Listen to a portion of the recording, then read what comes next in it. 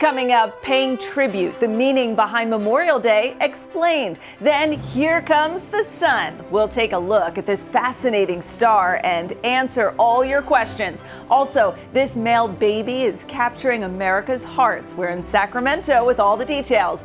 Plus, she's all about that bass. Our Kids Edition correspondent Malena speaks with pop star Meghan Trainor. What is your process in writing a song? My process is different every time. Sometimes I write in the shower, sometimes I write in my dreams, sometimes I write in the car. And inspiring kids. We're stronger than we knew. Students from one school are helping bring their community together after Hurricane Ian. It's been a journey, such a long haul, finding our way through it all. This is NBC Nightly News, Kids Edition.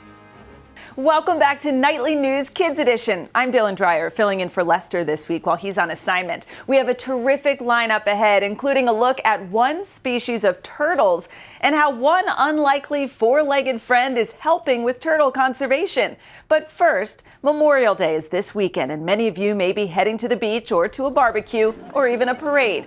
But did you ever wonder what's the meaning behind Memorial Day? Our friend Courtney Kuby explains. Memorial Day weekend. For most of us, it means 3 days of barbecues, splashing at the pool, and time with family. But Memorial Day is actually about so much more. I want to know, what is Memorial Day? Why do we celebrate? Memorial Day is a holiday that honors the men and women who have died serving in the U.S. military. Americans have been remembering fallen service members every spring for more than 150 years. On May 5, 1868, a Union Army soldier named General John Logan called for a national day of remembrance for the soldiers who died fighting in the Civil War. He proclaimed that every May 30th, men and women should lay flowers on the graves of fallen troops. That year, General James Garfield, who later became President Garfield, spoke at Arlington National Cemetery, and volunteers decorated the graves of more than 20,000 Civil War soldiers buried there. Why do they call it Memorial Day? Actually, it was originally called Decoration Day because Americans would decorate the graves of soldiers killed during the Civil War. Over time, though, as Americans fought and died in other wars, the day began to commemorate those killed in all conflicts and became known as Memorial Day. For years, it was celebrated every May 30th. Then, in 1968, Congress passed a law establishing it as the last Monday in May. Today, many Americans mark the day by attending parades, visiting cemeteries, and watching fireworks. And the tradition that first began in 1868 at Arlington National Cemetery still continues every year, with flags placed at all 400,000 graves and a ceremony with the President of the United States and senior military leaders from all the services. The U.S. military is made up of 6 services or branches: the Army, the Navy, the Air Force, the Marine Corps, the Coast Guard, and the newest branch, Space Force. So what should you say to a service member on Memorial Day? Well, let's ask a veteran. Retired Rear Admiral John Kirby served in the Navy for 29 years. So what should we say to someone in the military or a veteran on Memorial Day? I think it's important to remember that Memorial Day, unlike so many other holidays, isn't really a happy day. It's not a cause for celebration. It's a chance for the country to take a breath and remember all the men and women who have died serving in the military. So I think the most appropriate thing to do when you come across somebody that you know has served or is serving now is just simply thank them for that service and to recognize that they volunteered to defend this country and that it matters to you, that it's special to you. To everyone, have a safe Memorial Day weekend, and to the service members and veterans out there, thank you for your service. Courtney, thanks so much for that. Now let's turn to what's on your mind. With the days getting warmer and longer and summer just a few weeks away, we're receiving a few burning questions from our viewers about a fascinating star, the sun. Let's take a look. Ah, the sun. Don't we all just love a warm, sunny day? The sun makes us feel happy, energized, relaxed. It's the sign of the start to a new day. It's also my favorite emoji. But I'm not the only one who loves the sun. I think the sun's my favorite star because we know so much more about it than we do about any other star. It's just far more fascinating. The sun is also a star and is the largest object in our solar system. It's the most important source of energy for life on Earth. It's the reason why we have day and night and why there are change of seasons. Without the sun, we wouldn't exist. The most important thing is it gives us heat and light that makes life possible here on planet Earth. We want to know. How old is the sun? You're probably wondering if it's that important. How long has it been around? The sun is 4.5 billion years old. That's 4,500 million years old. So it's quite old. Well, that's a lot of zeros. That's 4.5 billion. NASA astrophysicist Dr. David Hathaway tells us we know the sun's age by looking at old things in our solar system. We know it's that old from several different lines of evidence. Probably the best are from meteorites. That meteorites formed out of the cloud that the sun formed from. And we can look at radioactive elements in meteorites, and by seeing how they have changed, we can tell that the meteorites are in fact 4.5 billion years old. Did you know? Without the sun, life on Earth would not exist. The sun provides light, heat, and energy, which stirs up the atmosphere to create wind and rain. With it, plants grow, and animals and humans eat. You don't want to ever get too close because the sun is about 10 million degrees. And while the sun may look really close to us, it's actually almost 95 million miles away. If this were the sun, the Earth is the size of a pea. You can line up 100 Earths side by side all across the diameter of the sun, and you could put 1 million of them inside the sun. It's that large compared to the Earth. Sometimes the sun can put on a really cool show. Have you heard of the Northern Lights? Also called Aurora Borealis. They are beautiful dancing waves of light that have captivated people all over the world. The surface of the sun is hot, but the atmosphere above it is even hotter. It goes from 10,000 degrees to 1 million degrees. And it's so hot the sun can't hold on to it. So it blows off of the sun, forming a wind that goes through the entire solar system called the solar wind. Those collisions produce tiny flashes that fill the sky with colorful light as billions of flashes occur in sequence, appearing to move or dance in the sky. Stars like our sun burn for about 9 or 10 billion years. Don't worry, it's not going away anytime soon. It's about halfway through its lifetime. And this, again, we know from the way it's burning hydrogen to make helium deep in its core, that it's going to run out of hydrogen in its core in about 4 billion years from now. So in case you're wondering, the sun will come out tomorrow. All right, let's head to California for our picture of the week. The Sacramento Zoo just welcomed this new addition, a baby orangutan. The male baby was born on May 1st. The zoo says zookeepers and a team of veterinarians from the UC Davis School of Veterinary Medicine have been helping care for the mom and baby since the birth. This is the first Sumatran orangutan born at the zoo since 1981. And did you know the Sumatran orangutan is a critically endangered species? There are only 79 orangutans in that species in human care across the United States, and the population of wild orangutans continues to decline. So we wish mom and the new baby all the best. Now to the world of entertainment. She's a singer-songwriter with chart-topping hits. Our Kids Edition correspondent Malena sat down with Meghan Trainor recently to find out more about this Grammy Award-winning pop star. Hello. Hello. How are you?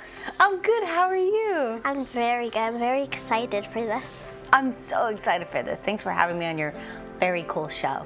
You're welcome. How old were you when you started making music? I started making music when, how old are you? I'm 10.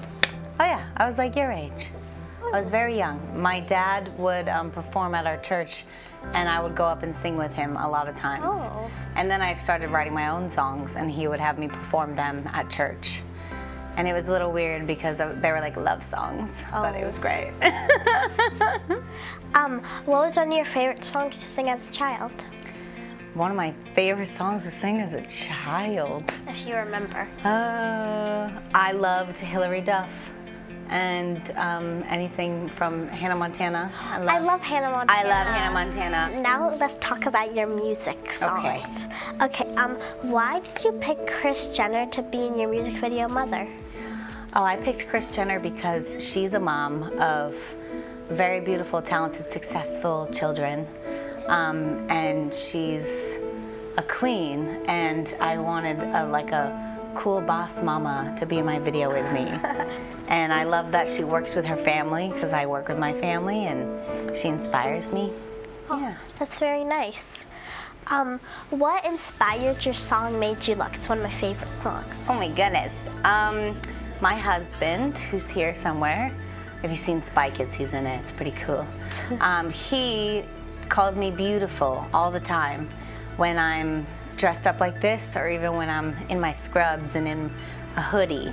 And I wanted to put that in a song of like, it doesn't matter what I look like, I make him look, you know? And Yeah. I'm still confident, and he thinks I'm beautiful. Why did you want to write the song Mother? Mother, I wanted to write the song Mother because I wanted an upbeat, fun song to follow Made You Look. And I was pregnant. And so I was like, this is a cool way to announce my pregnancy. And also I want a fun, sassy anthem that's like, listen to me out there.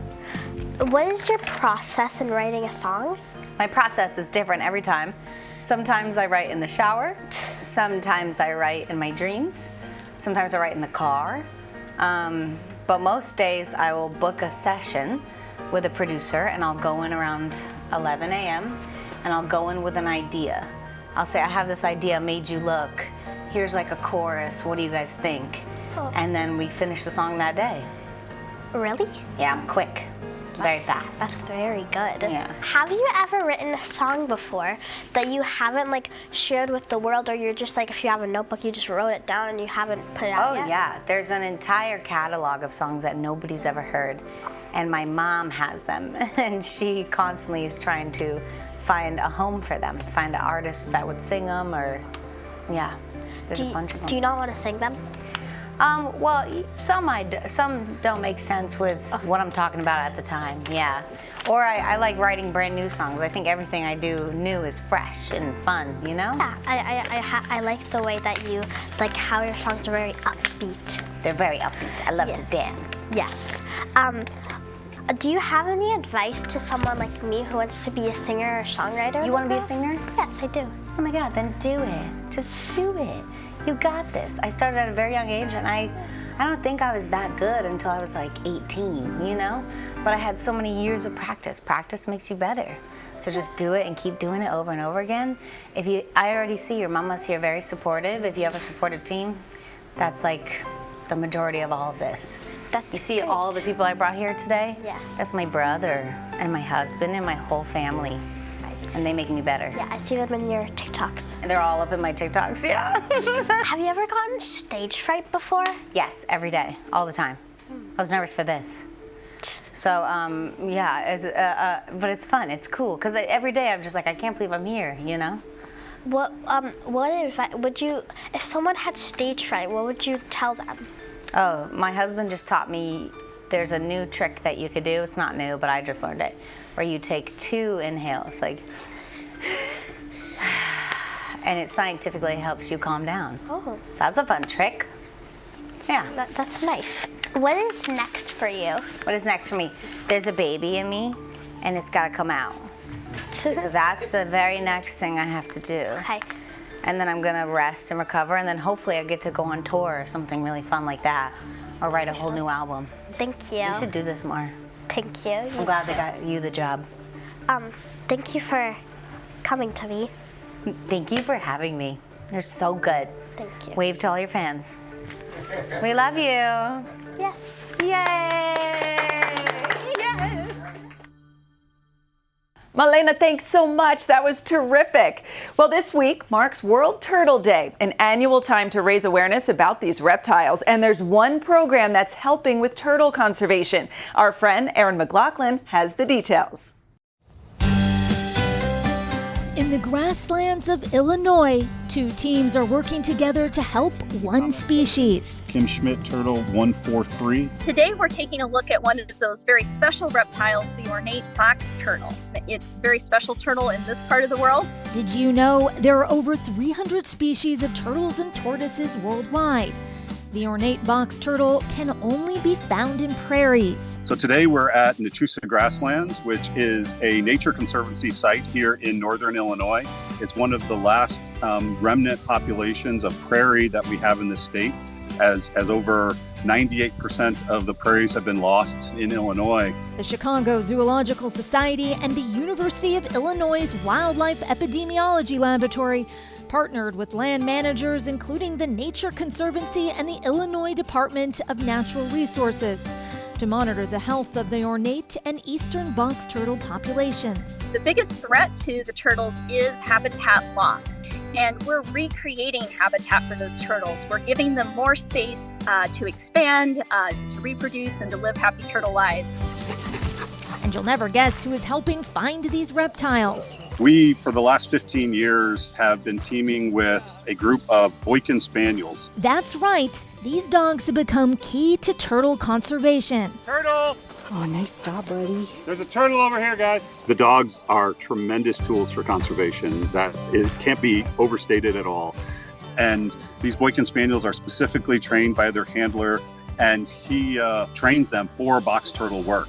And so over the course of the last 15 years, we have found over 4,000 box turtles across the U.S., and we've been able to do health assessments and demographics to identify where these turtles are and then what their health characteristics are. You see, he got it. Good job, Ruger. So if the turtles are moving, and they tend to move on days that are really nice, then the dogs will pick up those scents, and then they'll follow those scents until they pick up that turtle.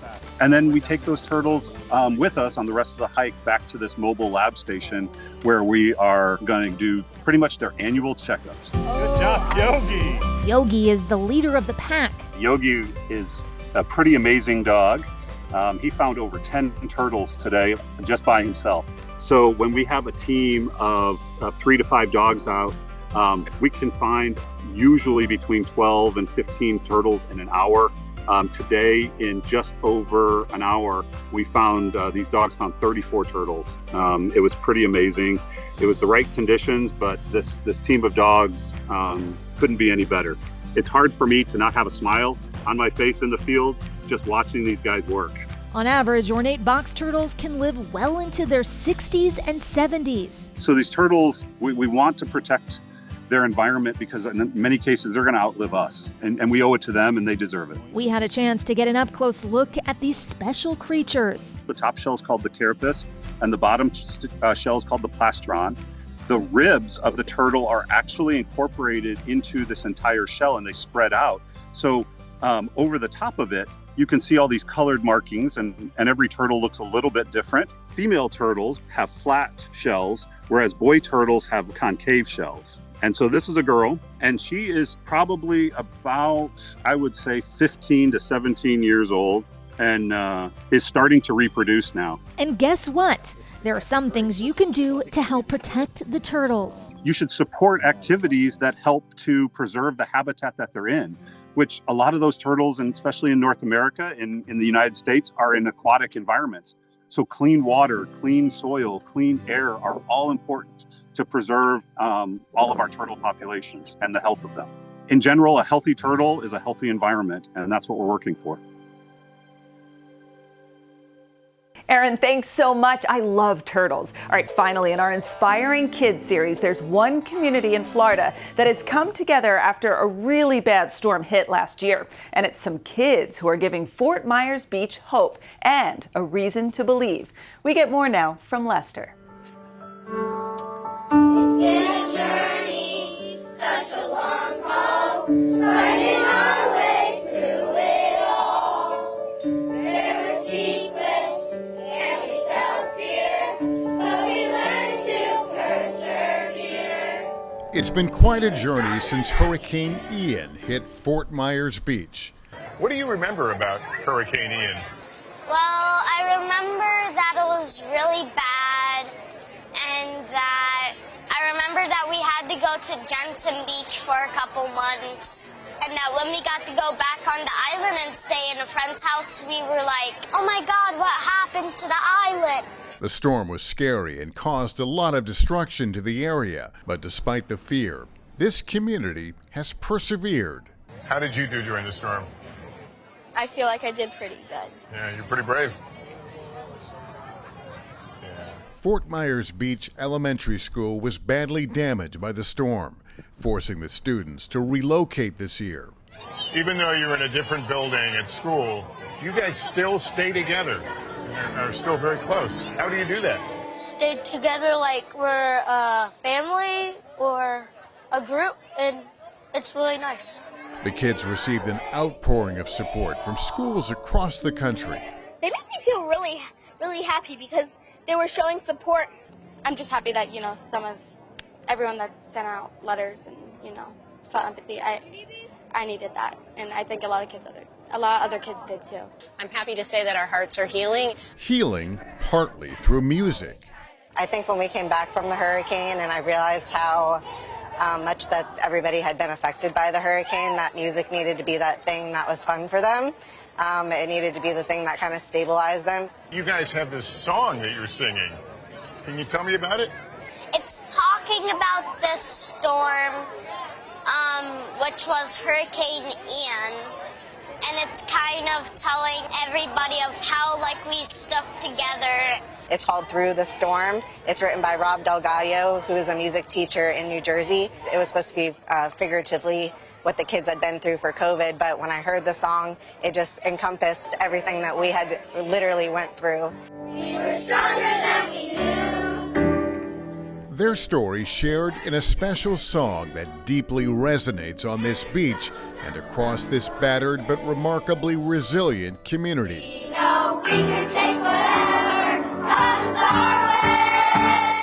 Even though it might be a tough time, it might be tough, you'll just rebuild and stay together. What gives you that strength? Because after the storm, I felt like I lost everything, but I realized I still had my friends and family. That's a pretty powerful message. We were on hand for a special performance. We were stronger than we knew, and we learned a thing or two, and troubles ever bubble up one day. We know we can take whatever comes our way. Through the storm, like we came through together.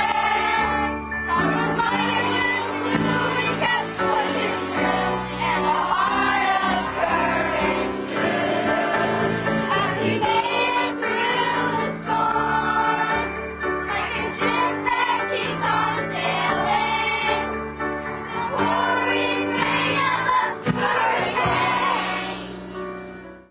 Oh, that was beautiful, Lester. Thank you so much. And a big shout out to Fort Myers Beach Elementary School for that one. Well, that's going to do it for us. Parents, just a reminder, if your child has a question about any topic in the news, email a video to us at nightlynewskids@nbcuni.com. And also follow us on Instagram at Nightly Kids. And just a programming note, you can catch Nightly News Kids Edition this Saturday on NBC. Check your local listings for time in your area. Thanks so much for watching, and as Lester likes to say, remember to take care of yourself and each other.